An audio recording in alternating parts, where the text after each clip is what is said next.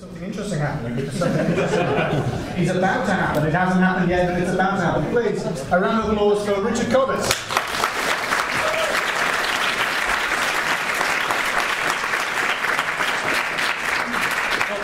Thank you so much. It means at least I get one. Quick introduction. I'm Richard. I've been a kind of game journalist for about 16 years. Currently lead writer on Daedalic Studio West's The Long Journey Home. Also been a writer on Sunless Sea, Fallen London, a few other games like that. And basically the subject I'm coming to talk to you today is comedy, or rather humour, largely driven by something of an unfortunate problem which I've kind of seen for many years, which is that many people who write adventures don't actually play all that many of them. And as a result, I think a lot of the time we see solutions to problems, but then they don't get picked up. We kind of sort of see the same mistakes being made over and over again. So what I wanted to do is basically pull kind of some of the analytical side of my journalism things out for you, for a look at, basically, if this thing works, the comedy of Monkey Island. An example, basically, not of anything too exciting, but of how to kind of start breaking things down, how to maybe kind of sort of find some of the little details in games you might just sort of skip over, and hopefully how to make that work better for you. And I've chosen comedy because comedy is hard, and writing a genuinely funny game is even harder still. I mean, I'd argue that in, let's say, 36 years of gaming, we've still seen very few genuinely great examples. I mean, here are a few of mine, you know, Psychonauts, you know, there's Portal 2, Callahan's a bit of an obscure one. I'm sure you guys have your own examples. Anyone want to suggest something really funny? Stick of Truth. Brilliant example. Anyone else? Nelly Cuddle-Up. Not so sure about that one. Anyway, great examples. Obviously, I'm not saying that there aren't funny games. There are many, many funny games. But they kind of tend to be the exception. And what passes for comedy in many games just tends to be, honestly, fairly depressing. If we kind of go up to Monkey Island 2, this is the kind of game which sort of set the trend back in the early 90s, and a lot of people are really only doing the same basic surface level thing. Endless one-liners just loaded into a Gatling gun in the hope that the snarks per second will land enough hits. Genre parodies that set out to mock something but basically just do the same thing, kind of go, isn't that crap? Lots of cartoon wackiness, which can be awesome, but just as often lacks any real substance. And, like I said, worst of all, games making the same old mistakes again and again, despite being surrounded by some great examples of the form. And that's why I wanted to focus this talk on just one example, one single joke from a game that I think that most of this room will know and call genuinely funny. You've probably guessed what it is, but of course, it's Monkey Island 2. I wouldn't say it's the funniest game ever by any stretch. I'd say that the likes of, say, Portal 2 and Psychonauts have largely surpassed it. I do think, though, it's a great example of a game that understands comedy theory. In particular, the words of the script are only part of the job, and that without the rest of the game pulling its weight, there's really only so much they can hope to do. I'm thinking of scenes like the opening, Guybrush reuniting with his parents, only to have them start singing the head bone's connected to the leg bone. I'm thinking of things like him reuniting with his former lover Elaine while in drag, which is made even funnier by the fact that most of this conversation goes past without either of them mentioning it. Unfortunately, what generally people took from the games of this era wasn't the scene-level stuff, it was the tight way they built their humour, but the most surface-level dialogue tree gags, or as I like to call them, quip-response jokes. You know, feed line, quip, feed line, quip, feed line, quip, repeat ad infinitum for about 20 hours and you've got an adventure game. Well, at least in the early 90s and still to some extent today. And it's not too surprising that this became the style.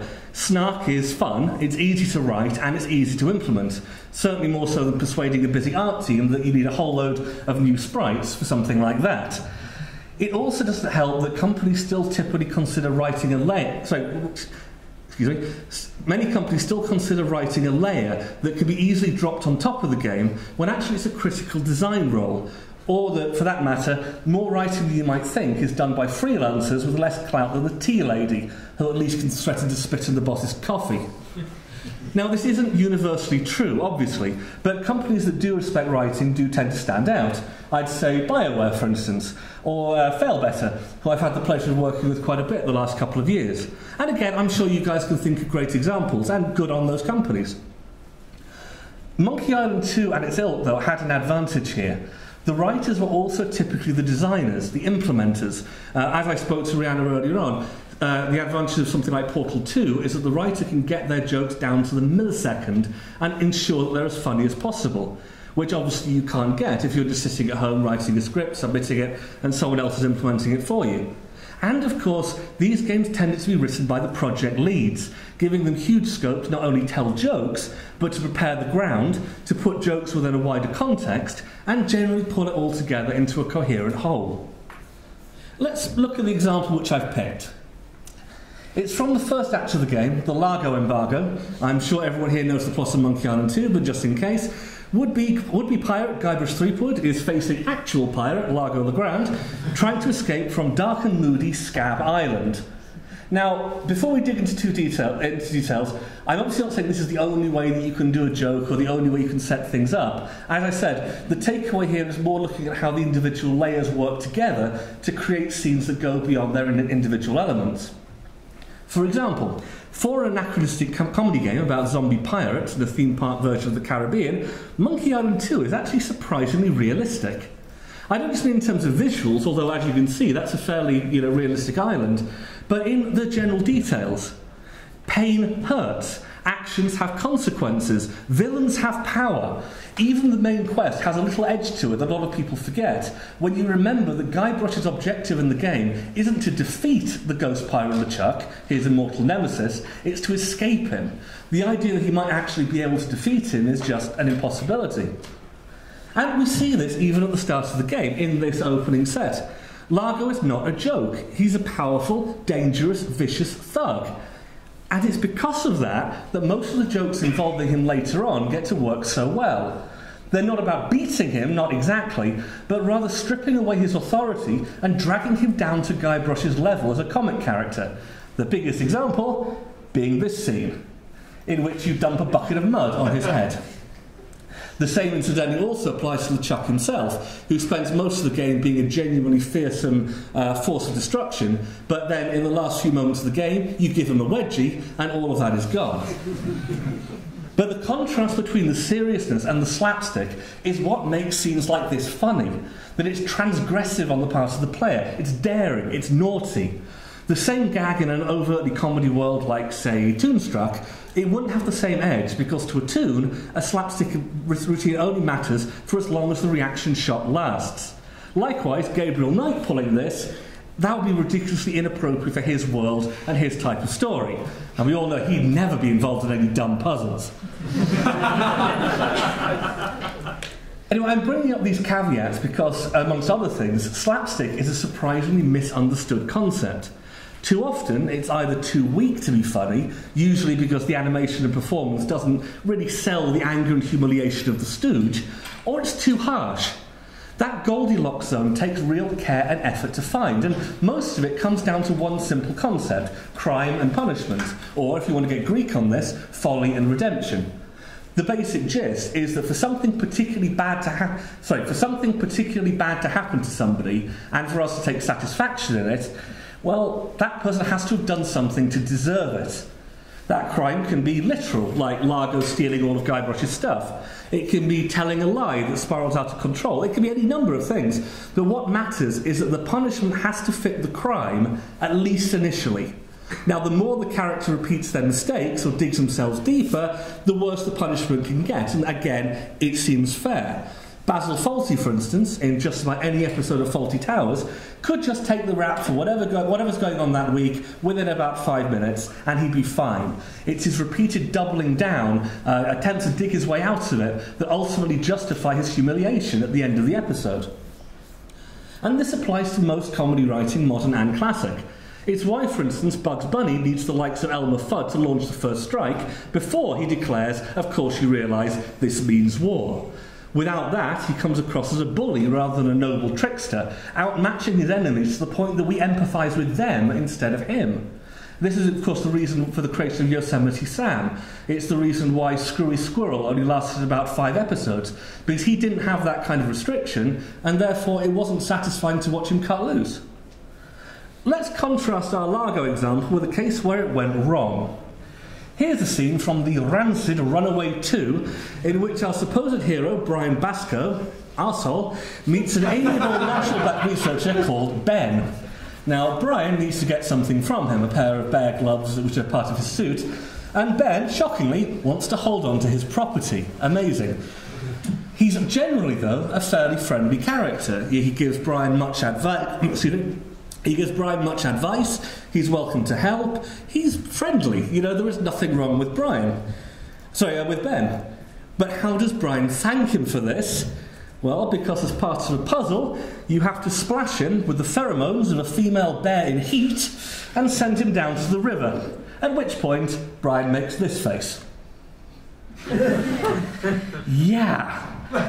This joke doesn't just fail, and wow, does it fail. It makes Brian a deeply unpleasant character to have to play, and honestly not for the first time in that game. Making it worse, this puzzle was in the demo.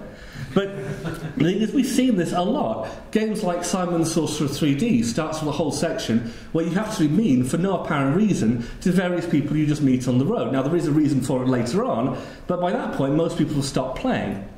Funnily enough, there's a very similar quote-unquote gag to this in The Simpsons, an episode called Homer versus Dignity, which itself is widely considered the show's nadir. So, if you take one thing from this, bear rape's not funny. Anyway, the reason for all of this is fairly obvious. Acts don't get much more sociopathic and unpleasant than that.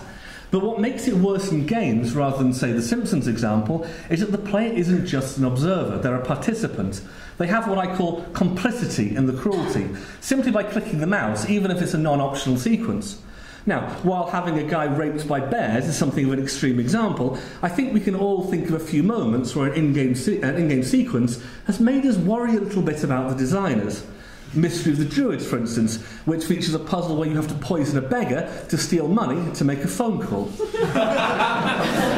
These are all meant to be relatively light interludes, but the best light interludes, and again this is just a personal opinion, but the best light interludes don't have the player going, what the shit? Yeah, and that's just adventure examples. Even something as supposedly amoral as Grand Theft Auto has to be careful. Now, I'm not talking about running people over or anything like that. They're just arcade splatter matter. Nobody cares about the random NPC. But when you give the player a reason to see the individuals as people, that makes a difference. A good example is where I stopped playing San Andreas. It's a mission where, for the crime of slightly annoying his sister, main character CJ has to kill everybody on a building site, lock the foreman in a portaloo, and then bury him alive in concrete. I don't want to do that. And at the very least, not without a really, really good setup for that. I mean, bury another crime lord alive, like, say, Saints Row 2, perhaps. But Monkey Island 2 does this really well, both the level that it picks and its setup. Its entire first chapter, in particular, is devoted to making Largo pay, and not only that, but deserves the worst day of his life. As such, by the time you finally get to this point, with the mud over the door, you aren't just solving a puzzle, you aren't inconveniencing an NPC. You've seen Largo throw his weight all over town, you've seen him threaten people, you've had him directly work against you to steal your money. You are beating Largo, a guy so tough he has his own theme music. And as a result, it feels naughty, it feels dangerous. You know, the fact you can't die in most LucasArts games doesn't really matter. It's the beginning of the end for him.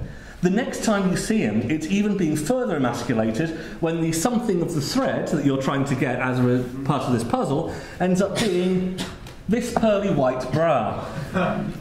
There's nothing within the entire sequence, though, for the player to feel bad about, just the enjoyment of seeing a bully get what's coming to him. The fascinating thing about complicity, though, is that as much as the players will chafe at being forced to do something unpleasant, having the option usually goes down really well. For example, beating Max over the head in Sam Max's Baccarat game, trying to set everybody on fire in Psychonauts just to see their reactions, and everyone in Psychonauts has a reaction to everything. I'm going to give an example which sounds extreme, but I'm going to say right now, no player, male or female, has not tried it. In Little Big Adventure 2, punching Twinston's heavily pregnant wife Zoe just to see what happens. Thankfully, just a boing. Everybody in that game is made out of rubber, although somehow still able to conceive. The thing is... Thank you. And the weird thing is that while something like the runaway example will make the developer look bad for forcing the player's hand, implementing something kind of weird or cruel or wacky around the side makes you look better because you've thought of it. You're kind of in tune with the player, you're doing what they want. It's even considered quite good design these days in interactive fiction to offer 3 basic options in any situation. The good, the bad, and the maybe silly or rude, or the one which you know you're not meant to take but you're drawn to anyway. I'm going to give one example. This is a scene from Knights of the Old Republic. Your goody-goody party, most likely, you can be evil if you want, is masquerading as Sith baddies and basically trying to go undercover in the Sith Academy on the planet of Korriban. And it's a really awesome section. Basically, you spent most of the game having to be like the light side Jedi, like doing all the right options, and suddenly you have a point where you get to play as the bad guy because it's the only way to maintain your cover. Anyway, this is a bloke you meet outside, over on the left, who is trying to work out what to do with 3 failed would-be apprentices. And your options, because of course you get to decide, I quote, leave them alone, kill them, or use the Force to make them shit themselves. Now there's a power I want to see in episode 8. Now the more serious the world, the more carefully this kind of thing has to be done. In a serious game, even the option to do something particularly awful can reflect poorly on the character and break the mood. Not always, though, as anybody who's played Mass Effect and headbutted the pesky reporter will definitely attest. And by the end of the series, it's a running joke. The third game has her ducking out of your first attack, going, aha, I'm not falling for that one again, and you beat the shit out of her. And for some reason, it's the most satisfying moment of the adventure. Thinking of Mass Effect, though, I do want to kind of finish off a lot of this by moving away from comedy games specifically, just to talk a little about the misunderstood role of humour in maybe more serious games. The fact is that if you're going to be making a comedy game, like, say, this morning's HMS Spiffing, I'm going to hope that you're fairly confident you've got a sense of humour, that you know what you're doing as far as kind of joking goes, you're fairly comfortable being funny. However, humour has just as much place in serious games, and arguably even more important. As I said, it's not just a narrative layer. Humour is a fundamental part of how we all get on with each other. It's how we make friends. It pushes back the darkness when we're scared. There is no greater sign of friendship than 2 people able to throw the most appalling lines at each other and then still go out drinking in the evening. Or maybe that's just my friends. But either way, while a bucket of mud isn't always the way to sort of show your sense of humour, there's nothing like bursts of it to make us empathise with, like, and importantly, remember a character. I would say that BioWare are the masters in RPGs, with a good example being Mordant Solus's Scientific Solarian song, or the running gag that the only thing that Commander Shepard can't do is dance. This is a sequence which starts in the first one, purely with some bad animation, but by the DLC of the third game, has been upgraded to being a running joke. There's even a scene where she's dragged onto the dance floor by a love interest, just to kind of really hammer it home. And it's one of the funniest moments in the game. Heartwarming, sensitive, and really appropriate to the character. And the often unspoken advantage of humour in this kind of game is that while something like Monkey Island 2 has to arguably oversell itself with something like laugh so hard milk will come out of your nose, or your nose, because their grammar's not very good, a game that simply uses humour as one of its weapons can have those moments stand alone and feel special without maybe making the player always be going, oh, was that funny? Was that as funny? Like, if you play Monkey Island 2 now, thinking this is going to be the funniest game ever, you're going to be disappointed. Because I don't think that any game can fully live up to that, whether it's Psychonauts or Portal or Stick of Truth or any of the other ones. But, for as much as I love Monkey Island 2 and games like it, most of my favourite funny moments actually come from games that weren't a constant stream of jokes. One of my favourite lines, for instance, is in Broken Sword 2, where an American tourist is informed by a local guard, for a beautiful woman, I would walk to the ends of the earth. For you, I will go to the temple. Or in, say, something like Dragon Age, you have the fantastic party dialogue, like the pirate queen Isabella writing erotic friend fiction, or anything that comes out of the mouths of characters like the Iron Bull. Not only are these characters witty and fun, these are the moments that make them more than just their stats and their party roles. They turn them from just being your regular guy with a sword and board into friends on both sides of the screen. That increased warmth, in turn, makes drama more meaningful, sacrifices more painful, and the whole experience more personal. Anyway, to finish, my point in focusing on Monkey Island isn't that if you copy it, you'll have a comedy classic. I think we all know that doesn't work. Many have tried and failed, and frankly, what we can do now has the potential to blow it away. Later games have done better characters, had sharper wits, had better pacing, had more focus, had better worlds, hell, even had endings. As a comedy primer, though, you really can't do much better than to play it, with an eye towards the technical details. How those jokes are timed, especially next to how few of them work as well with the voiceover that it was never written to have. How it happily plays its own stooge, defusing its drama with scenes like, and I think I'm one thing out. Oh, yeah, there we go. I'm sorry, I cut it in the last minute. Playing its own stooge, defusing its drama with scenes like this. The opening to LeChuck's Doom Fortress, ultimately changing to this, and then by the end of the game, to this. The visual gags, like Guybrush's smirk at leaping out of the ocean in blatant defiance of the laws of physics. The punchy Twitter-style gags of the books in the library, something which, of course, Ron, I didn't say Dave, Gilbert, has used again for Thimbleweed Park. The character design, I mean, especially the likes of, say, Governor Fat, a man living the dream. In short, you can find funnier games, but I defy you to find many that can make you funnier. And just between us, maybe that's even the secret.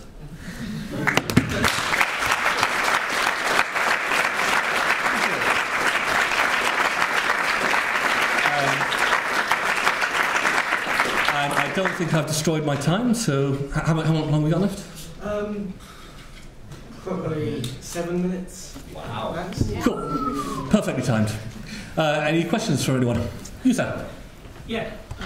About having characters get away, or playable characters get away with really bad behavior. I think one thing that works spectacularly is when the character in question doesn't even realize what he's doing. I'm thinking, of course, of Rufus from the Deponia games, who manages to feed 3 orphan children to a slime monster, which was even a vegetarian trying to go vegetarian.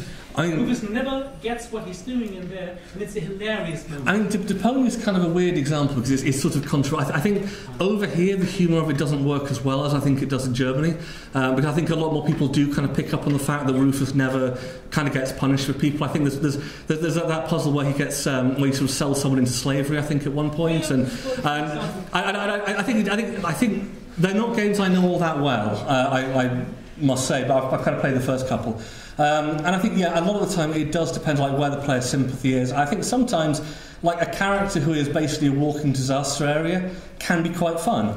But I think that the problem comes if they're doing it in any way deliberately and mean-spiritedly, then they kind of have to get what's coming to them. Otherwise, like I said, the player will usually have the son and the sorcerer problem of kind of, you know, I don't like you. You know, I need something to. Rufus gets a lot coming back to him. Exactly. Yeah. He's most often he's the butt of his own schemes. So, also unintentionally, of course, which is maybe also these moments work. Mm. Yeah, he's definitely got an innocence to him, which say Simon the Sorcerer doesn't. Yeah. I will not argue with that one. Anyone else? I think this is all really fascinating and it bears further enlightenment, but how does this relate to the dig? To the dig? Well, they always say that sarcasm is the lowest form of wit. I would say that Boston would argue with that. Puns. Anyone else?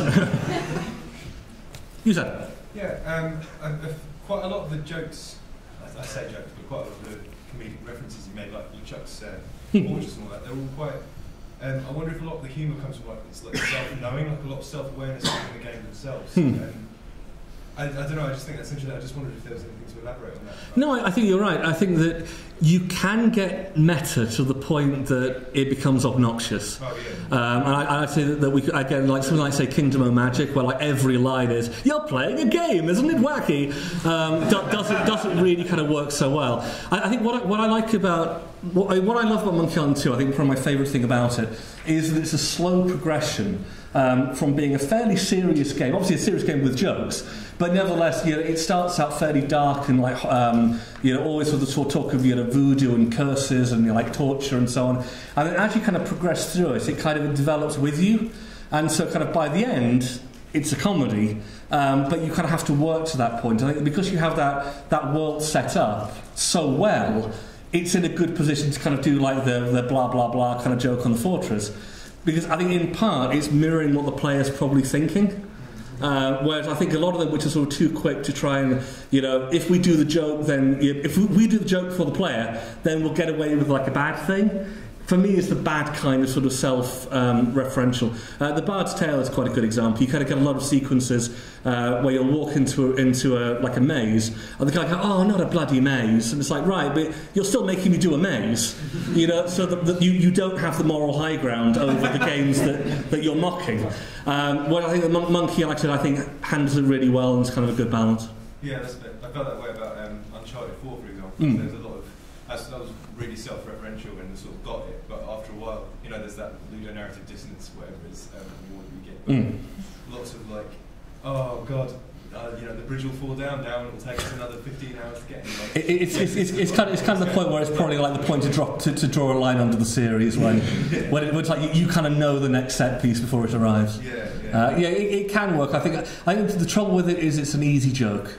And I think there's nothing wrong with an easy joke if it works, but I think a lot of the time people will write the joke kind of like at 11 o'clock at night, and they'll be, haha, that's funny, and they don't necessarily kind of go back to it as like, well, is it really funny? Does it contribute to something? Is it more than just like the narrator sort of saying that? And I think definitely in cases where the joke is sort of something like, this puzzle is stupid, then my response is, you should have redesigned your puzzle.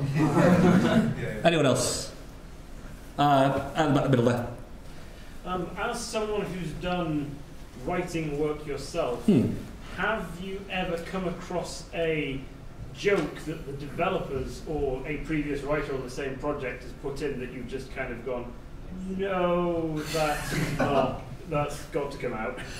Not so much, but generally I'm kind of more the guy who's writing those jokes. This is a shout out to Olivia at Fail Better. I'm sorry for all the pain I've caused you with my puns. I would say that in most cases, if you're going to sort of do that, then it's going to be like a sort of general stylistic thing. A good example is that Sunless Sea we describe as, I won't say we, I'm a freelancer, I don't work for Fail Better, but from the start it's always been sort of described as don't write like Pratchett. Try and be more kind of like Victoria, try and find the humour in something else. If you're just doing sort of snark here and there, you're not really writing in tone with the game. And I think generally the fewer writers you have, the less that's usually a problem. But yeah, you do have to kind of get consistency and try and avoid some of the cheaper gags. Anybody else? Last question now, please. Let's go over there. Do the writers ever think internationally their jokes? Because I remember in Monkey Island... The Monkey Wrench. Monkey Wrench, they were in Spanish and nobody got that. In my experience, no. I would say that the worst example in the history of games is Toonstruck. I'm sure that a lot of people here have played it. It's a great game. I actually really like Toonstruck.